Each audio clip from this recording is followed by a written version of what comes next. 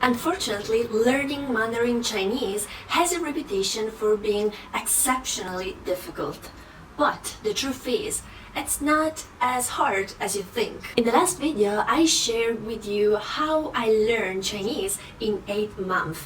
And in today's video, I'm going to teach you how to learn Chinese from zero, step by step. I'll be giving you advice on how to learn the grammar, the tones, the characters, and also the vocabulary. So stay tuned and watch this video till the end. Okay, first let's talk about pinyin. So first of all, what is pinyin? In case you don't know, pinyin is an effective way to represent the Chinese sounds with the Roman alphabet. This system is what Chinese kids use in elementary school for learning new words. So for example, let's take a look at this character. This character is pronounced Kuai. Kuai is the pinyin for this character. Now, the first thing that you need to do when starting learning Chinese is not immediately going to learn words. You need to first master pinyin. So, what I advise you to do is to go on the internet and find a table like this, and then to study and, memorize how to pronounce each syllable. For example, this is pronounced ch, and this one is pronounced ji, okay?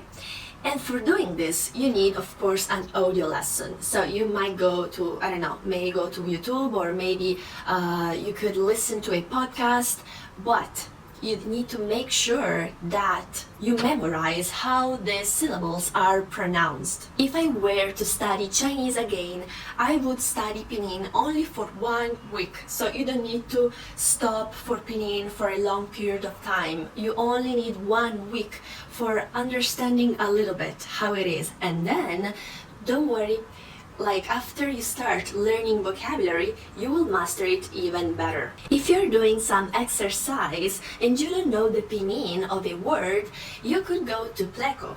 Pleco is an app that you can use as a dictionary, because it's a dictionary actually.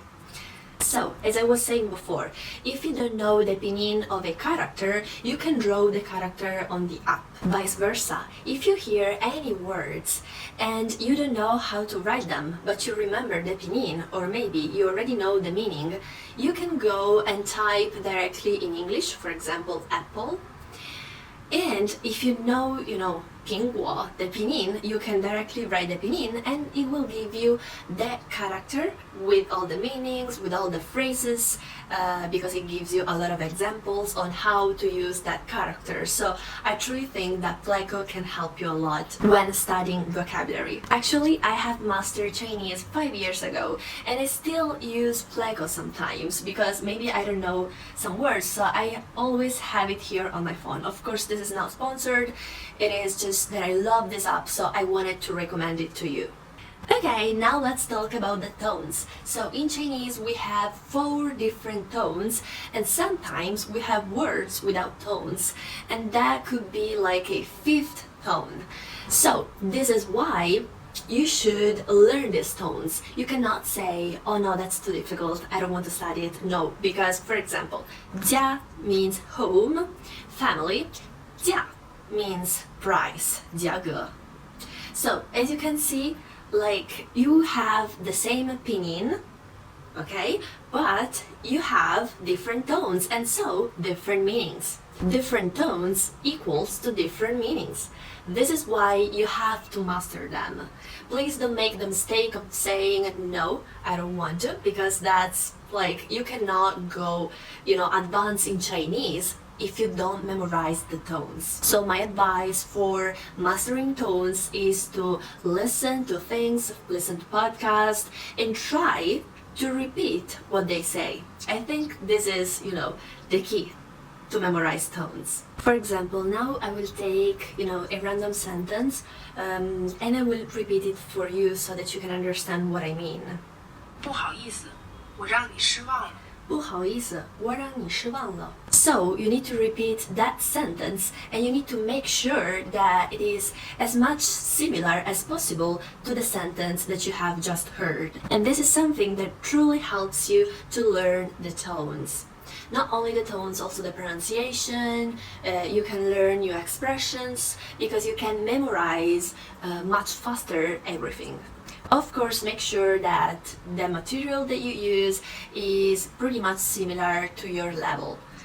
Don't use things that are too hard for you, otherwise you will lose your mind. Of course, you could do this also with friends, with Chinese friends. So if you have any Chinese friends, you could send them audio messages and they could reply to you with audio messages. You could ask them to reply to you with audio messages in Chinese, and you can repeat as many times as you want what they say. And if you have any question, you can also ask to them. And also they could correct you. So this is something that you should definitely do. Maybe you could find a Chinese friend on Tandem, which is an app that you use for learning languages. Well, not for learning languages, but for learning to speak languages, because it's more about the speaking part. After learning a little bit of pinyin, the next thing that you need to do is to start learning vocabulary. Now, what I advise you to do is to learn from the HSK list, specifically HSK1, HSK2, and HSK3. So, first of all, what is HSK? HSK means 汉语水平考试, which is the Chinese proficiency test. So this means that if you study from HSK1 to HSK3, you will have a pretty much good base of words that you can use in everyday conversations. This is why I am telling you to study from the HSK list, because if you take a random list of words and you memorize them, they may be not as useful as the words in the HSK are. Of course, there are tons of words in the HSK 6, which is the highest level of HSK. In HSK 6, you have a lot of words that you don't use in your daily life, but that's another story. That's for when you are at an advanced level. But from HSK 1 to HSK 3, and I would say also HSK 4, they are pretty much words that you should use every single day. So this is why I am telling you, don't waste time to study things that you will never use, and practice a lot. Also, I forgot to say that you will need the HSK, HSK 5 or HSK 6 if you want to apply for a job in China, or if you want to go and attend a Chinese university. So make sure to study and to prepare yourself, because that could be your future. China could be your future. I'm currently in China. In this moment of filming this video, I am in China. So you could do the same by studying Chinese. Let's continue. So for studying HSK1 and HSK2, you could need 2 months, and I advise you to buy these cute books that are, they are like this. They are pretty much small, and so you can bring them anywhere you go. You can read them on the bus. You can, whenever you have free time, you can read them. And the good thing about these cute vocabularies is that they bring example sentences, so you will learn words in context. An alternative to the HSK vocabulary list could be focusing on those words that you use in your everyday life. So for example, when I talk about myself, I say that I am a university student. I don't know, I can say that I love China, I love learning new languages. I have created a small, YouTube channel. I hope it will become bigger. And so I could focus on studying these words that I need to introduce myself to someone, right? And you could do the same, just focus on what's important for you. Let's say you want to talk about design, then you will only study, you can also study something more, but you can focus on studying words on design, on architecture, on football, I don't know, whatever you want. The next step is learning Chinese grammar. Now, don't worry, the Chinese grammar is not difficult, especially if you're a beginner, because you don't have to create complex sentences. So it will be pretty much easy for you. And I advise you to study it, of course, because it's, it's important, but focus on the vocabulary, study grammar as well, but study more vocabulary. The fourth thing that I would like to talk about is characters order. Now, many foreigners don't really study how to write characters in the correct order. Did I study it? Yes, I did. I know how to write a character in the in the right order. Do I always write characters in their correct order? No, I don't. Not always. Let's say when I'm doing an exam and I need to write fast. I cannot stay there to think about how the character is written. So I will just write the character. I will not care about the stroke order.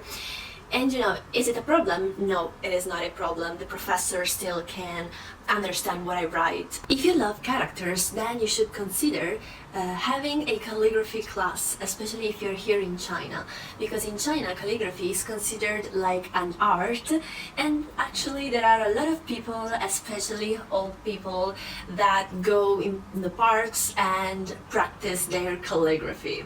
By the way, I could make a video where I talk about the learning resources, the learning material that you should use for learning Chinese. So let me know in the comments below and subscribe, because I will be posting new videos about my life in China, my life in Shanghai. So please stay tuned, subscribe, and let's continue with the video. Okay, the next thing that I want to talk about in this video is something that a lot of people don't do, me included, and that is to review things that you have studied in the past days. You need to review if you want to have a strong foundation of the language. If you, for example, today study the vocabulary, you think you have already mastered that vocabulary, and tomorrow you will go to new things, to more advanced things. You will see that the day after tomorrow you have already forgot what you have studied 2 days ago.